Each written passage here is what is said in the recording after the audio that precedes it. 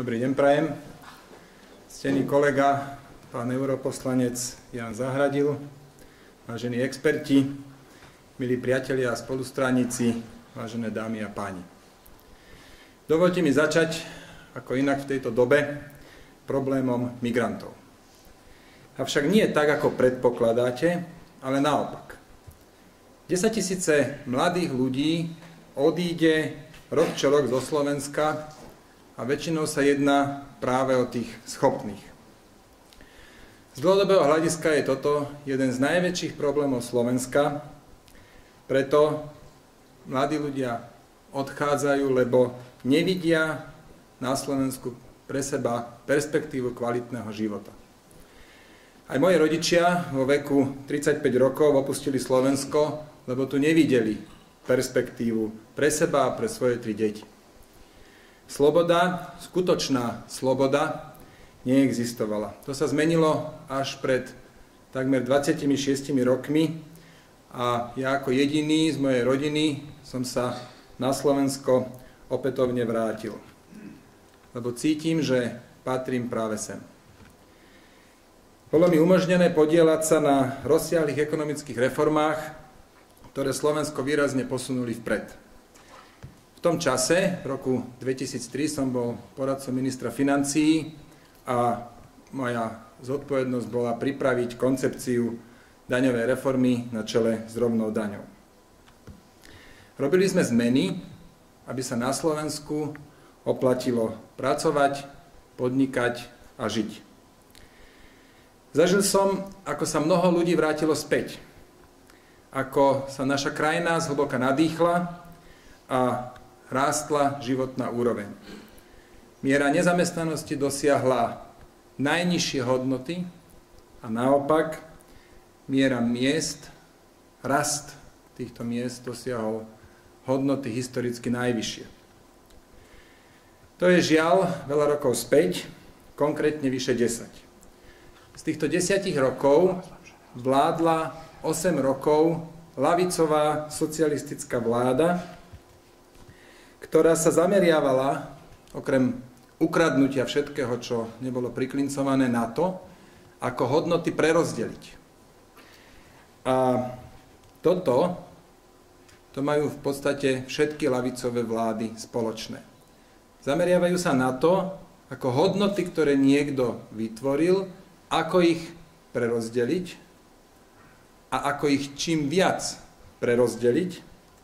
A pravicové vlády robia presný opak. Zaujímajú sa o to, ako tieto hodnoty tvoriť, ako uľahčiť tvorbu týchto hodnot. Politici si všeobecne myslia, že vedia lepšie naložiť s hodnotami ako ľudia, ktorí ich vytvorili, a môžem za stranu SAS povedať, že my sa k tomuto typu politikov rozhodne nerátame. My si myslíme, že je najlepšie nechať hodnoty u tých, ktorí ich tvoria, a nie ich prerozdeľovať, ale pomáhať im tieto hodnoty tvoriť. Výsledkom týchto 8 rokov vládnutia ľavicovej socialistickej vlády je, ako som už úvodom spomínal, že mnoho mladých ľudí zo Slovenska uteká. Že podnikateľské prostredie sa systematicky zhoršuje a trvalo a korupcia narastá do obľudných rozmerov. Toto je pre nás najväčšia výzva. Spraviť zo Slovenska opäť takú krajinu, ktorej sa oplatí pracovať, podnikať a žiť. Po vyše 10 rokoch nastal čas na zásadné zmeny, na zásadné ekonomické reformy. Reformy, ktoré uľahčia podnikanie a ktoré zvýšia životnú úroveň všetkým ľuďom. Zďaleka nie iba podnikateľom. Nie krátkodobými či jednorázovými zmenami alebo dotáciami, ale trvalými a premyslenými zmenami. Strana Sloboda a Solidarita je pripravená podieľať sa na týchto reformách. Ba čo viac, tvrdím, že bez SAS skutočná reformná vláda nevznikne. Hovorím to preto, poviem to veľmi sebavedome, až možno neskromne, lebo my vieme ako na to. Nie je to len kvôli skutočnosti, že SAS je stranou odborníkov, čo nás predurčuje stať sa súčasťou reformnej vlády. Čoskoro budeme sláviť 7. výročie. 7 rokov, ktoré existujeme, rozhodne nebolo ľahkých. Zažili sme najrôznejšie útoky, boli sme vydieraní, časť našich kolegov odišla, lebo nezdieľala s nami naše hodnoty. A najmä urobili sme množstvo začiatočníckych chýb. Toto všetko nás scelilo a spravilo skúsenejšími. Sme stranou, ktorá v zásadných otázkach neotáča. Stranou, ktorá nemá za sebou žiadnych oligarchov, čo najlepšie vidieť na tom, že sme nikdy nemali a nemáme najmenší problém pravdivo a vyčerpávajúco zodpovedať akékoľvek otázky súvisiace s financovaním našej strany. Sme stranou, ktorá nemá žiadne korupčné kauzy.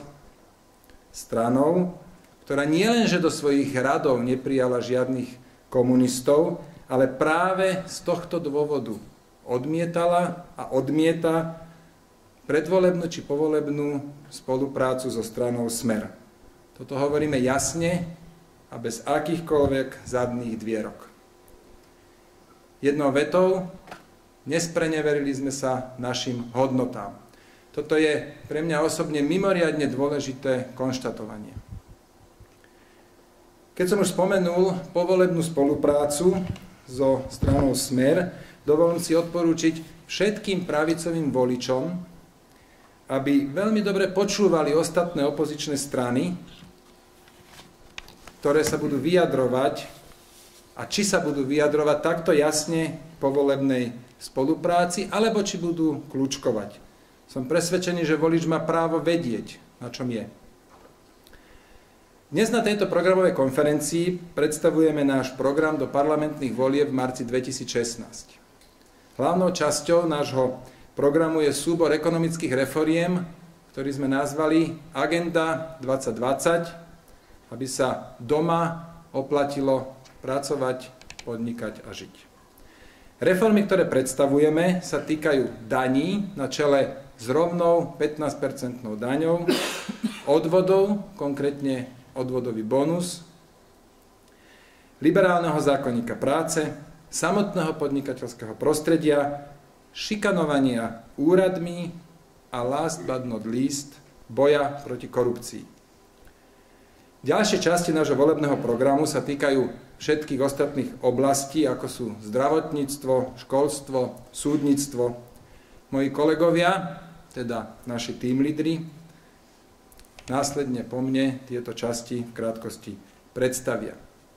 Samozrejme, nepredstavia všetko, ale všetko nájdete vo volebnom programe strany Sloboda a Solidarita.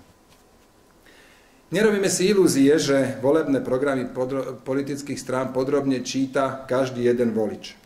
Ale sme presvedčení, že predstúpiť pred voličov bez poctivého a premysleného programu je verejné priznanie, že nevieme, kam sa naša krajina má uberať. Že nemáme žiadnu víziu, ako má Slovensko vyzerať o 4, alebo 10, alebo viac rokov. Toto určite nie je prípad SAS a ani nikdy nebol. Dovolím si pripomenúť, že práve náš program bol pravidelne hodnotený ako najlepší. Myslím si, že práve toto voliči ocenia a oceňujú aj bez toho, aby každý jeden z nich po večeroch čítal program SAS. Je mi cťou, že dnes môžeme vám i verejnosti predstaviť náš volebný program. Dnešný deň je zároveň začiatok našej oficiálnej volebnej kampane. V najbližších 140 dňoch, toľko je do predpokladaného dátumu volieb, sa budeme stretávať s našimi voličmi pri rôznych príležitostiach a budeme ich informovať o našich riešeniach, najmä ekonomických reformách, s cieľom, už asi tušíte, čo poviem, aby sa doma oplatilo pracovať, podnikať a žiť. Budúci mesiac predstavíme našu kandidátku a budem mi cťou stáť na jej čele. Budem tam stáť hrdosťou. Preto, lebo viem, že stojím na čele kandidátky strany, ktorá je poctivá a strany, kde sú slušní ľudia. Nasledovať na tejto našej kandidátke budú naši tým lídri, odborníci vo svojich oblastiach. 2 miesta z našej kandidátky, konkrétne miesto 20 a 30, sme ponúkli kolegom z OKS a som veľmi rád, že tieto miesta prijali. Mal tu byť aj Ondrej Dostal, ale nestihol sa dostaviť z východu. Mal tam opletačky s políciou, lebo chcel namalovať Bilaka na čierno. Na červeno, tak ešte som to aj doplietol. A držíme mu palku. Každopádne, s našimi kolegami z OKS nás spájajú 3 dôležité veci.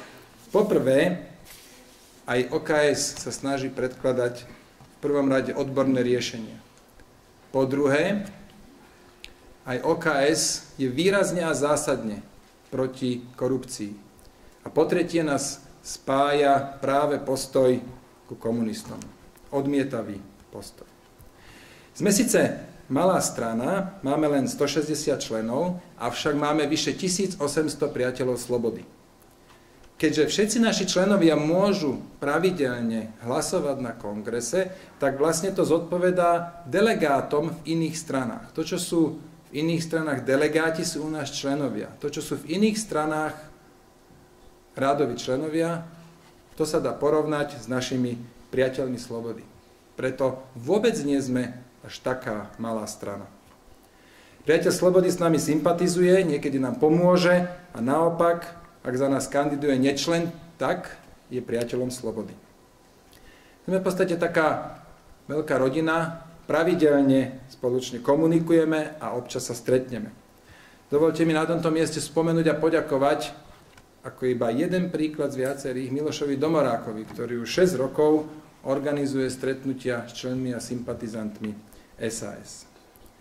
Moja vďaka patrí aj mnohým členom SAS, ktorí dlhé roky robia dobré meno našej strane a obhajujú ju.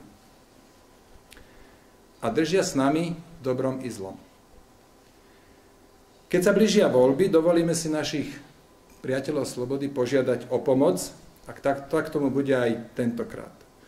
Blížiace sa voľby sú pre SAS mimoriadne dôležité. Sme totiž na najlepšej ceste sa trvalo etablovať ako liberálna, pravicová strana.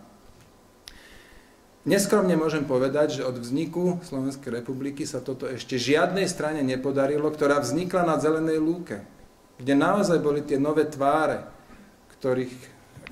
po ktorých volič volá. Práve náš prípad môže byť v tomto výnimkou a ja teda dúfam, že SAS bude dlhodobo etablovaná pravicová a liberálna strana. Spravíme všetko preto, aby sme dosiahli náš cieľ v týchto voľbách a to je výsledok 6%. Na záver mi dovolte pár slov k aktuálnej utečeneckej kríze, ktorú považujem za väčšiu a vážnejšiu ako všetky krízy, ktoré Európska únia v posledných rokoch riešila a rieši. Je veľký rozdiel, či ide o krach alebo o život. Či ide o pár rokov uskromnenia sa alebo o zhoršenie života na celé generácie. Preto je vojna na Ukrajine nebezpečnejšia ako bankrot Grécka. Grécko skrachovalo za posledných 180 rokov 5 krát a nemám dojem, že by to niekedy ohrozilo európsku kultúru a civilizáciu. Tomuto dojmu, že dnes je ohrozená európska kultúra a civilizácia, sa neviem ubrániť, keď sledujem aktuálnu krízu. Trvalý prílev viac ako 10 000 ľudí denne považujem za vážne ohrozenie európskych hodnôt. Už len to číre množstvo, nijak nechcem spochybňovať tých ľudí, už len to číre množstvo je nad možnosti Európskej únie, ak pretrváva dlhodobo. Navyše mám obavu, že veľká časť ľudí neprichádza do Európy, lebo sa stotožňuje s európskymi hodnotami, ale preto, aby presadzovala tie svoje. Veľmi pozorne a s obavami vnímam tento vývoj. Vyjadrenia pani Merkelovej o tom, že Európa nedokáže ochrániť svoje hranice, považujem za nehodné štátnika. Môžem len oceniť, že Európska únia po mesiacoch prizerania sa konečne začína konať. Áno, ľuďom ohrozeným vojnou treba pomôcť, poskytnúť im útočište. To je solidárne. Avšak spôsobiť pri tejto pomoci sebe veľké problémy nie je solidárne ani liberálne. To je hlúpe. Dovolím si v tejto súvislosti spomenúť, že práve SAS pred vyše mesiacom navrhla ucelené riešenia, ktoré sa ukazujú ako jediné funkčné. Utesnenie hraníc, zriadenie utečeneckých táborov, tzv. Hotspotov, navrátenie osôb nachádzajúcich sa na území Európskej únie ilegálne a stabilizácia situácie v krajinách, odkiaľ utečenci prichádzajú. Potiaľto sa naše riešenia zhodujú s tým, ktoré začína Európska únia realizovať. Avšak na rozdiel od Európskej únie, my zásadne nesúhlasíme s povinnými kvótami, ktoré situáciu neriešia, naopak zhoršujú ju. Vážené dámy a páni, sme dobrou, poctivou voľbou. Dávam vám moje slovo, že v zásadných otázkach neotočíme. Že v prvom rade budeme hájiť záujmy Slovenska a jeho občanov a že spravíme všetko preto, aby sa nám čím viac bodov z nášho programu, obzvlášť z agendy 2020, podarilo zrealizovať. Na to potrebujeme váš hlas, o ktorý sa týmto uchádzame. Mandát, ktorý nám dáte, budeme vykonávať čestne a zodpovedne. Sľubujem. Ďakujem pekne.